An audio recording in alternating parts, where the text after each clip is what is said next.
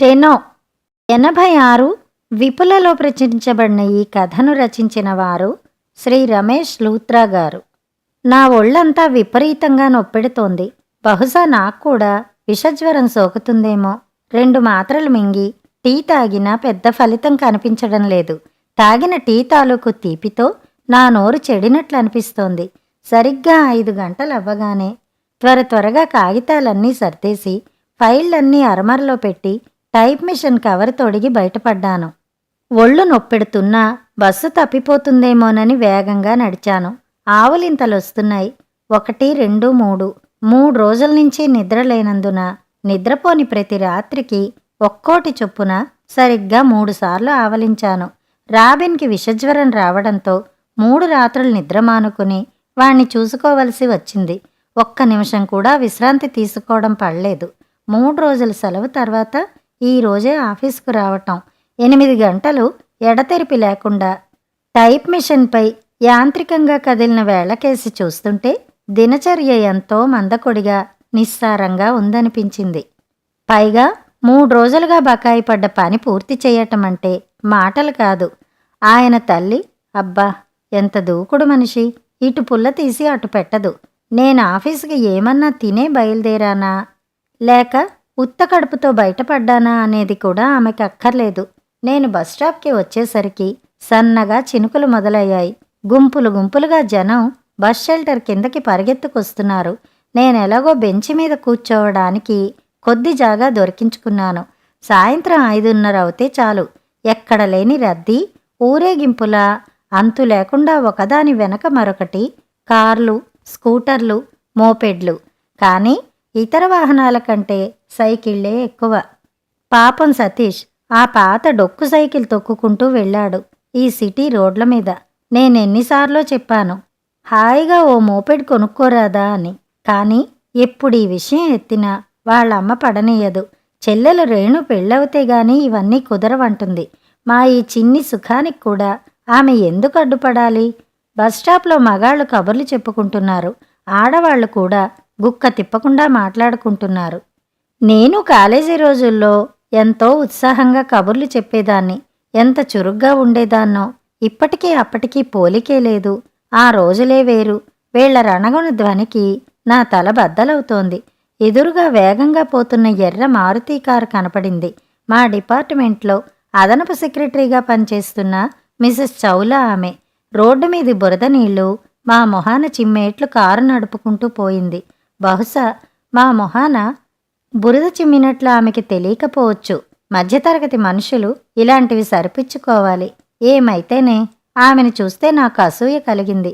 ఆమె కట్టుకున్న pink colour చీరే, దానికి నప్పేట్లు, తలలో ఎర్ర గులాబీ రంగు వెలిసిన నా చీర వైపు చూసుకున్నాను. చీర బాగా నలిగింది. జుట్టు కూడా బాగా చెదిరింది. ఇలా అశుభ్రంగా ఉండడం నాకు ఇష్టం లేదు. అయినా ఎడం లేకుండా 2 పిల్లలు పుట్టడంతో ఇష్టమైనా అయిష్టమైనా ఎక్కువ శ్రద్ధ తీసుకోలేకపోతున్నాను. కనుమరుగయ్యే వరకు ఆ ఎర్ర మారుతిని చూస్తుండిపోయాను. ఆమె ఎంత అదృష్టవంతురాలు. నేను ఆమె కలిసి చదువుకున్నాం. నేను ఐఏఎస్ చేయాలనుకున్నాను. తప్పకుండా చేసేదాన్నే, నాన్న హఠాత్తుగా చనిపోకుండా ఉన్నట్టయితే. నాన్న మరణంతో నా విధి వక్రించింది. నాన్న ఎంతో ప్రోత్సాహం ఇచ్చేవారు. మేం పైకి రావడానికి ఆయన కొండంత అండగా ఉండేవారు. అమ్మ అసలే ఉబ్బసం మనిషి. నాన్న పోవడంతో ఆమె మంచం పట్టింది. ఈ విషాదకరమైన పరిస్థితులు నన్ను స్టెనోటైపిస్టుని చేశాయి. నా ఆశలు కలలు చెదిరిపోయాయి. బరువుగా నిట్టూర్చాను. ఆ సమయంలో నా పెదాలు కదిలాయి అప్రయత్నంగా. ఎంత బరువైన బాధ్యతలివి! ఈ మాటలు విని నా పక్కనున్నావిడ అదిరిపడింది. తన కళ్ళద్దాల్లోంచి నా కేసు చూస్తూ ఏదో కష్టాల్లో ఉన్నట్టున్నారు. మీకేమైనా సాయం కావాలంటే అడగండి అంది. దాంతో ఈ లోకంలోకి ఊడిపడ్డాను. ఆఫీస్ అయ్యాక ఇంటికి చేర్చే బస్సు కోసం ఎదురు చూస్తున్నాననే విషయం అప్పటికిగాని గుర్తురాలేదు. అంతవరకు పడుతున్న వానజల్లు తగ్గింది. ఎంతసేపటి నుంచో నిలబడ్డ జనానికి సహనం తగ్గిపోయింది. ఈలోపు ఎలాగైతేనే 8వ నెంబరు బస్సు వచ్చింది. బస్సు వచ్చిందని కలిగిన ఆనందం ఇట్టే కరిగిపోయింది. అప్పటికే కిక్కిరిసిన బస్సులో ఎక్కడమే గగనమైంది. ఎలాగో యుద్ధం చేసి లోపలికి చేరి నిలబడే చోటు చిక్కించుకున్నాను. కానీ ఊపిరాడ్డం లేదు. చుట్టూ మనుషులతో కంపు కొడుతోంది. నాకు ఊపిరాడడం లేదని గట్టిగా అరుద్దామనిపించింది. అంతలో బస్సు కదిలి వేగం పుంజుకుంది. ఉన్నట్టుండి డ్రైవర్ బ్రేక్ వేశాడు. నిలబడున్న వాళ్ళు సీట్లలో కూర్చున్న వాళ్ల మీద పడ్డారు. నేను వెళ్ళి సీట్లో కూర్చున్న ఓ మధ్య వయసు ఆయన మీద పడ్డాను. అప్పుడాయన చూసిన వెధవచూపులకి నాకు ఒళ్ళు మండింది. అయినా తప్పదు. ఇలాంటి ఇబ్బంది ఆఫీసులోనూ సహించాల్సి వస్తుంటుంది. అలా చూడ్డం మగవాళ్ల హక్కు, ఆధిక్యత. పై స్టాప్లో నాకు సీటు దొరికింది కిటికీ వద్ద. కానీ ఇరుగ్గానే ఉందది. కిటికీ దగ్గర కూర్చుంటే కాస్త పర్వాలేదనిపించింది. చుట్టూ చూశాను. దెబ్బలు తగిలి ఆస్పత్రికి చేరిన మనుషుల్లా ఉన్నారీ ప్రయాణికులు. సిటీ జీవితంలో ఎంత ఒంటరితనం. ఒకరి సంగతి మరొకరికి పట్టదు. తమ ఉనికే తమకి గుర్తుండదు. బస్సు కుదుపులతో ఊగుతుంటే నిద్ర వస్తోంది. ఇదే ఇళ్లలో ఉండే ఆడవాళ్ళైతే హాయిగా మధ్యాహ్నం పూట ఓ కొనుకు తీస్తారు. పాత రోజులు గుర్తొచ్చాయి మళ్ళీ.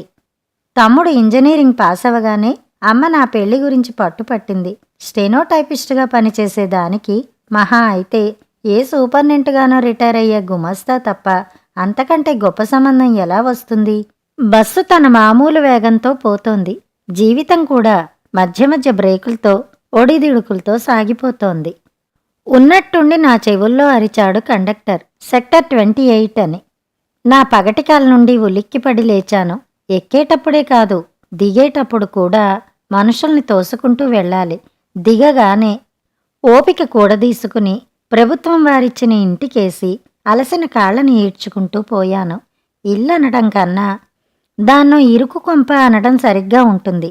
ఇంటికి పోగానే హాయిగా వేడివేడి టీ తాగి ఓ గంటో 2 గంటలో పక్క మీద పడితే గాని లాభం లేదనుకుంటూ ఉసూరుమంటూ ఇల్లున్న సందులోకి తిరిగాను. రాబిన్ని ఎత్తుకుని గేటు వద్ద నిలబడ్డ అత్తగారు కనబడ్డారు. అక్కడే దగ్గర్లో దుమ్ము కొట్టుకున్న మొహంతో గోళీలు ఆడుతూ రాహుల్ కనిపించాడు.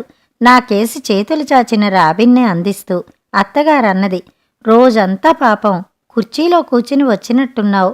ఇదిగో తీసుకో, ఇక నీ పిల్లాణ్ణి చూసుకో. అలాగే నాకొక కప్పు టీ తెచ్చివు. ఈలోపు టీవీలో ఏమొస్తోందో చూస్తుంటాను అంది స్వాగతం పలుకుతూ. కథ సమాప్తం. ఈ కథని అనువదించిన వారు శ్రీ లక్ష్మణ శర్మ గారు.